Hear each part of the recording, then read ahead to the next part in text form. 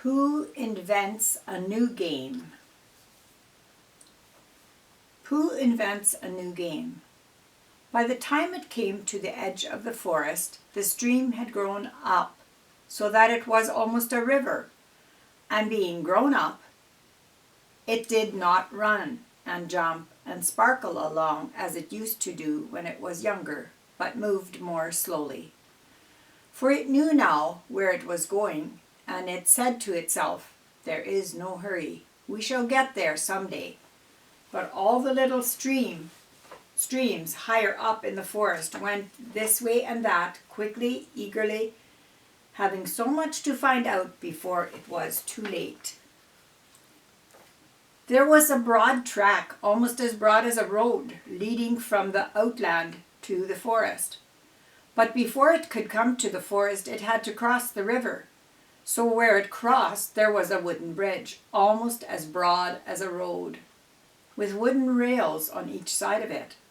Christopher Robin could just get his chin onto the top rail if he wanted to, but it was more fun to stand on the bottom rail so that he could lean right over and watch the river slipping slowly away beneath him. Pooh could get his chin onto the bottom rail if he wanted to, but it was more fun to lie down and get his head under it and watch the river slipping slowly away beneath him. And this was the only way in which Piglet and Roo could watch the river at all, because they were too small to reach the bottom rail. So they could lie down and watch it, and it slipped away very slowly, being in no hurry to get there. One day when Pooh was walking towards this bridge, he was trying to make up a piece of poetry about fir cones, because there they were, lying about and on each side of him, and he felt singy. So he picked a fir cone up and looked at it and said to himself, "This is a very good fir cone, and something ought to rhyme to it." But he couldn't think of anything, and then this came into his head suddenly. "There's a mystery about a little fir tree. All says it's his tree, and Kanga says it's her tree." "Which doesn't make sense," said Pooh, "because Kanga doesn't live in a tree." He had just come to the bridge, and not looking where he was going, he tripped over something, and the fir cone jerked out of his paw into the river. "Brother," said Pooh, as it floated slowly under the bridge, and he went back to get another fir cone, which had a rhyme to it. But then he thought that he would just look at the river instead, because it was a peaceful sort of day. So he lay down and looked at it, and it slipped slowly away beneath him, and suddenly there was his fir cone, slipping away too. "That's funny," said Pooh. "I dropped it on the other side," said Pooh, "and it came out on this side. I wonder if it would do it again?" And he went back for some more fir cones. It did. It kept on doing it. Then he dropped two in at once, leaned over the bridge to see which of them would come out first.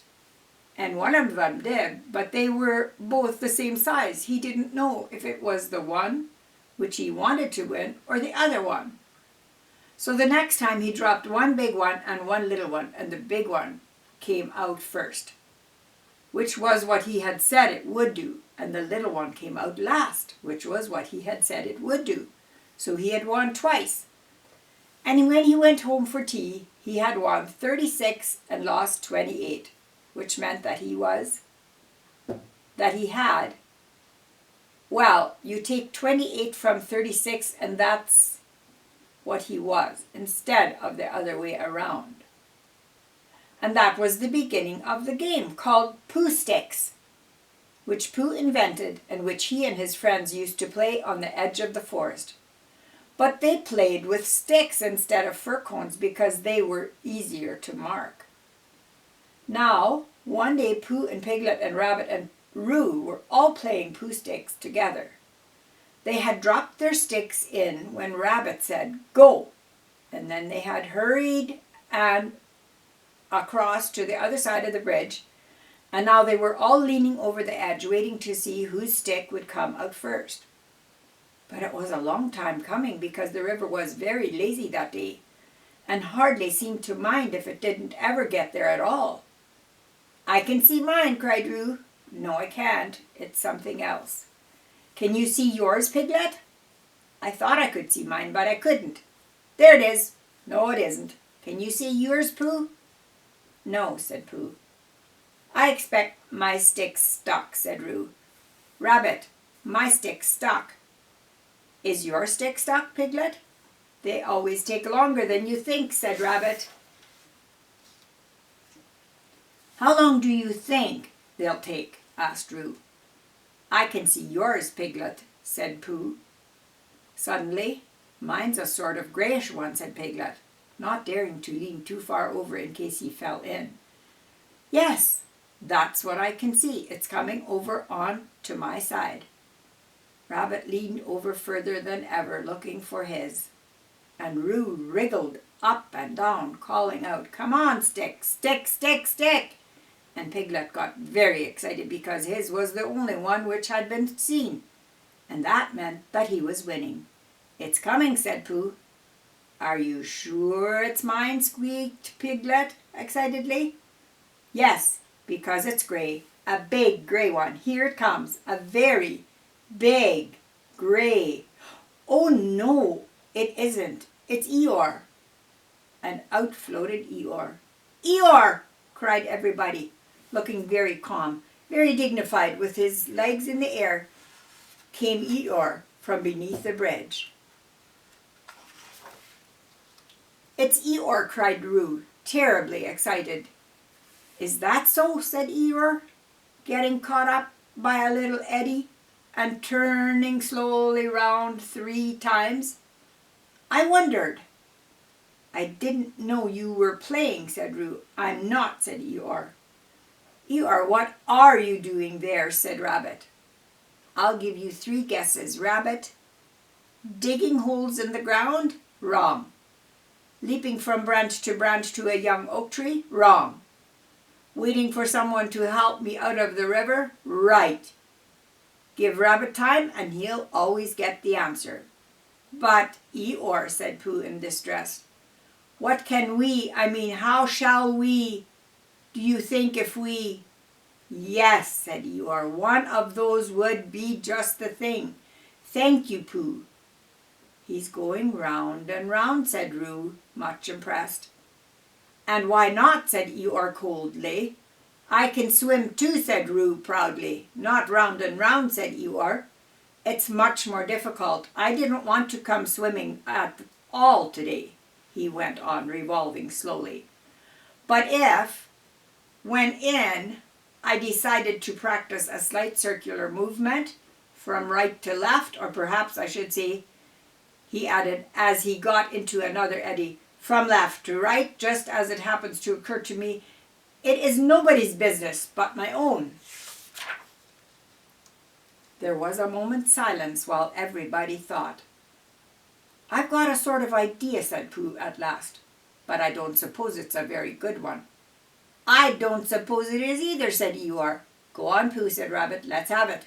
"Well, if we all threw stones and things into the river on one side of Eeyore, the stones would make waves and the waves would wash him to the other side." "That's a very good idea," said Rabbit, and Pooh looked happy again. "Very," said Eeyore. "When I want to be washed, Pooh, I'll let you know." "Supposing we hit him by mistake," said Piglet anxiously. "Or supposing you missed him by mistake," said Eeyore. "Think of all the possibilities, Piglet, before you settle down to enjoy yourselves." But Pooh had got the biggest stone he could carry and was leaning over the bridge, holding it in his paws. "I'm not throwing it, I'm dropping it, Eeyore," he explained. "And then I can't miss. I can't hit you. Could you stop turning round for a moment because it muddles me rather?" No, said Eeyore, I like turning round. Rabbit began to feel that it was time he took command. Now, Pooh, he said, when I say now, you can drop it. Eeyore, when I say now, Pooh will drop his stone. Thank you very much, Rabbit, but I expect I shall know. Are you ready, Pooh? Piglet gave Pooh a little more room. Get back a bit there, Roo. Are you ready? No, said Eeyore. Now, said Rabbit. Pooh dropped his stone. There was a loud splash and Eeyore disappeared. It was an anxious moment for the watchers on the bridge. They looked and looked, and even the sight of Piglet's stick coming out a little in front of Rabbit's didn't cheer them up as much as you would have expected. And then, just as Pooh was beginning to think that he must have chosen the wrong stone, or the wrong river, or the wrong day for his idea, something grey showed up a moment by the river bank, and it got slowly bigger and bigger, and at last it was Eeyore coming out.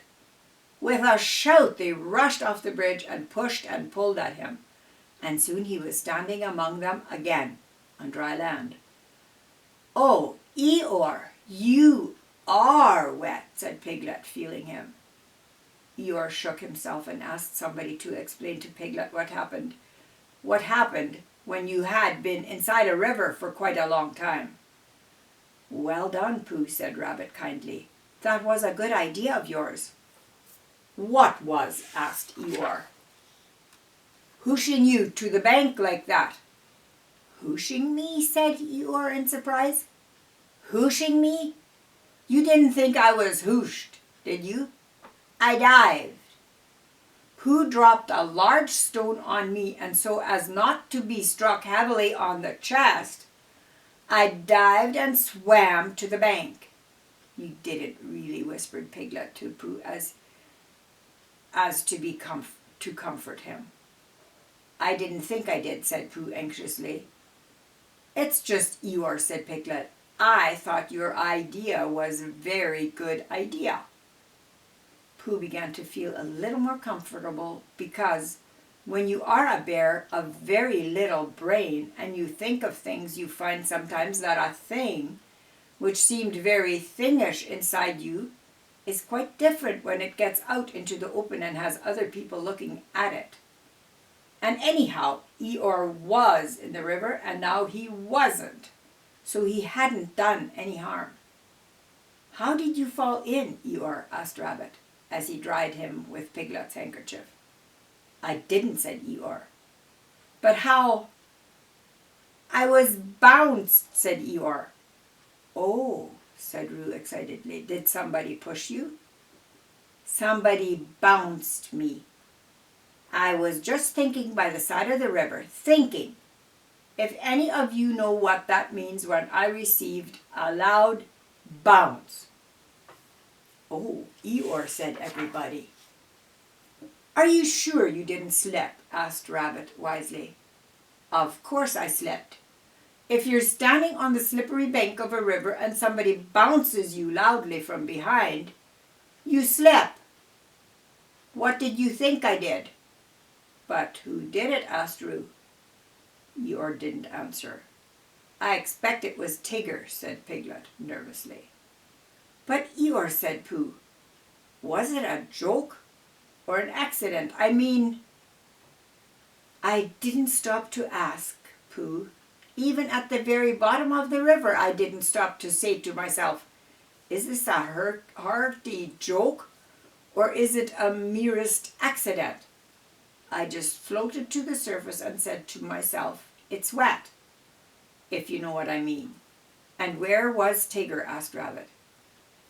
Before Eeyore could answer, there was a loud noise behind them, and through the hedge came Tigger himself. Hello, everybody, said Tigger cheerfully. Hello, Tigger, said Roo. Rabbit became very important suddenly. Tigger, he said solemnly. What happened just now? Just when? Said Tigger, a little uncomfortably. When you bounced Eeyore into the river. I didn't bounce him. You bounced me, said Eeyore gruffly. I didn't really. I had a cough and I happened to be behind Eeyore and I said, Grump-a-choo. Why, said Rabbit, helping Piglet up and dusting him. It's all right, Piglet. It took me by surprise, said Piglet nervously. That's what I call bouncing, said Eeyore. Taking people by surprise. Very pleasant habit. I don't mind Tigger being in the forest, he went on, because it's a large forest and there's plenty of room to bounce in it. But I don't see why he should come into my little corner of it and bounce there. It isn't as if there was anything very wonderful about my little corner. Of course, for people who like cold, wet, ugly bits, it is something rather special, but otherwise it's just a corner. And if anybody feels bouncy, I didn't bounce. I coughed, said Tigger crossly. Bouncy or coffee, it's all the same at the bottom of the river. Well, said Rabbit, all I can say is, well, here's Christopher Robin, so he can say it. Christopher Robin came down from the forest to the bridge, feeling all sunny and careless, and just as if twice 19 didn't matter a bit, as it didn't on such a happy afternoon, and he thought that if he stood on the bottom rail of the bridge and leaned over and watched the river slipping slowly away beneath him, then he would suddenly know everything that there was to be known, and he would be able to tell Pooh, who wasn't quite sure about some of it. But when he got to the bridge and saw all the animals there, then he knew that it wasn't that kind of afternoon, but the other kind, when you wanted to do something. It's like this, Christopher Robin, began Rabbit. Tigger? No, I didn't, said Tigger. Well, anyhow, there I was, said Eeyore. But I don't think he meant to, said Pooh. He just is bouncy, said Piglet, and he can't help it. Try bouncing me, Tigger, said Roo eagerly. Eeyore, Tigger's going to try me. Piglet, you think. Yes, yes, said Rabbit. We don't all want to speak at once. The point is, what does Christopher Robin think about it? All I did was I coughed, said Tigger. He bounced, said Eeyore. Well, I sort of boffed, said Tigger. Hush, said Rabbit, holding up his paw. What does Christopher Robin think about it all? That's the point. Well, said Christopher Robin, not quite sure what it was all about. I think... Yes, said everybody. I think we ought to play Pooh Sticks. So they did, and Eeyore, who had never played it before, won more times than anybody else. And Roo fell in twice, the first time by accident and the second time on purpose, because he suddenly saw Kanga coming from the forest, and he knew he'd have to go to bed anyhow. So then Rabbit said he'd go with them, and Tigger and Eeyore went off together, because Eeyore wanted to tell Tigger how to win at Pooh Sticks, which you do by letting your stick drop in a twitchy sort of way, if you understand what I mean, Tigger. And Christopher Robin and Pooh and Piglet were left on the bridge by themselves. For a long time they looked at the river beneath them, saying nothing, and the river said nothing too, for it felt very quiet and peaceful on this summer afternoon. Tigger, is all right, really? Said Piglet lazily. Tigger is all right, really? Said Piglet lazily. Of course he is, said Christopher Robin. Everybody is, really, said Pooh. That's what I think, said Pooh, but I don't suppose I'm right, he said. Of course you are, said Christopher Robin.